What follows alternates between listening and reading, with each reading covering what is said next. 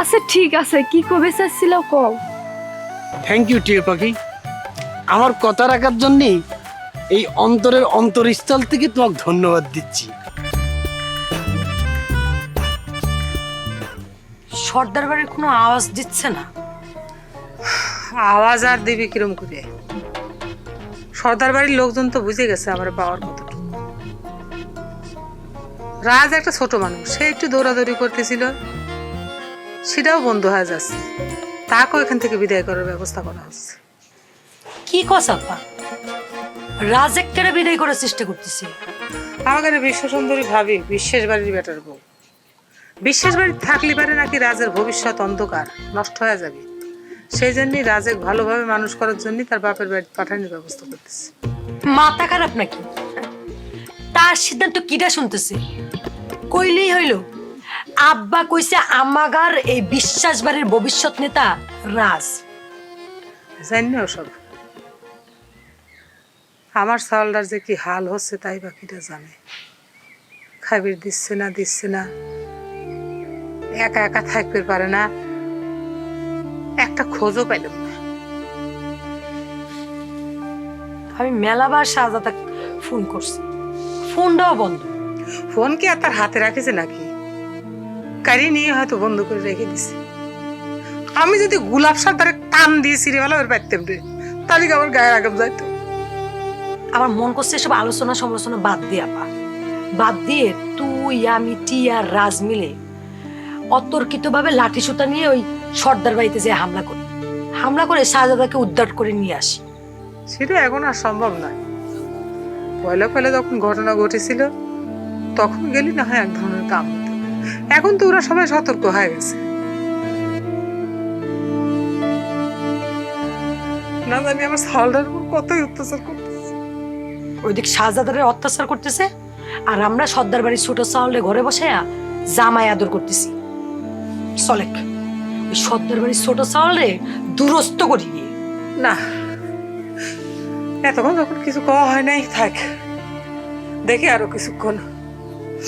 বডিগার্ডে ছেড়ে দেওয়া হয়েছে, তার একটা খবর নিয়ে আসার কথা, সে আসা পর্যন্ত অপেক্ষা করি।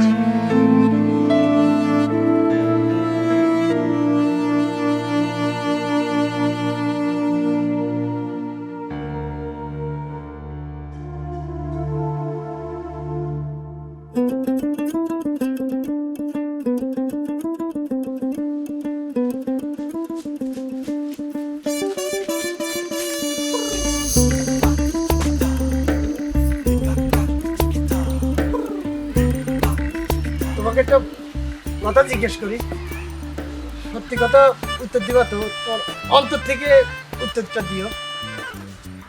এটা আবার কি কথা কইছেন রবিন ভাই? উফ, তুমি বারবার রবিন ভাই করছাও কিসের জন্য? আমাকে তুমি খালি রবিন কে ডাকবা, আর এই আপনি আপনি কি? তো আমাকে একটু তুমি করে কবা।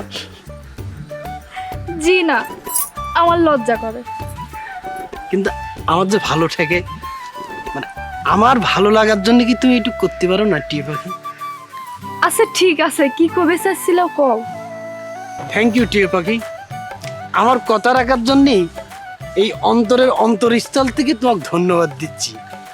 যে কথা কবার চাচ্ছিলাম, এই যে সর্দার বাড়ি আর বিশ্বাস বাড়ির মধ্যে মারামারি ধরাধরি প্রতিযোগিতা এটা যে চলতিছে, এটা কি তোমার ভালো ঠেকে কত?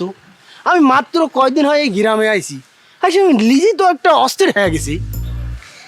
তোমাকে আর কি কব, এই সর্দার বাড়ি আমার ঘরে বিশ্বাস বাড়ির সঙ্গে যে শত্রুতা করতেছে, ওরা তো আমারে ভাগ্নিক আটকা রাখিছিল। তোমার এই কোশ্চিনটাই কিন্তু একটা ডিফেক্ট আছে।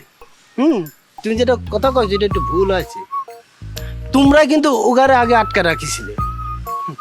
আমি করছিলাম কি, মানে তোমার মতো এরকম একটা সুন্দরী মেয়া এরম পরিবেশে কি মানায় কত? তুমি কি কবে চাইছো? আমি আমার বাপ মা ভাই বোনের ছেড়ে কোনে যাব? এই কথাটা তুমি অবশ্য ঠিক কথা কইছো, কিন্তু তুমি যদি এই কোশ্চিনটা আমাকে করতে, তাহলে আমি কইতাম কি জানো, যে আমি সব কিছু ছাড়ি ছুড়ি দিয়ে তোমার সাথে চলে যাব। আসলে হয়েছে কি, আমি তোমার দেখার পর তোমাকে ভালোবেসে ফেলাইছি। আমার মনে হচ্ছে কি জানো, যে আমি এতদিন খালি তোমাকে খুঁজেছি, তোমাকে কোনো জায়গায় পাচ্ছিলাম না, এই গ্রামে যখন আসলাম এসে তোমাকে পাই গেছি। আমি তোমাকে ছাড়া বাঁচতে পারবো না, সম্ভব হবে না।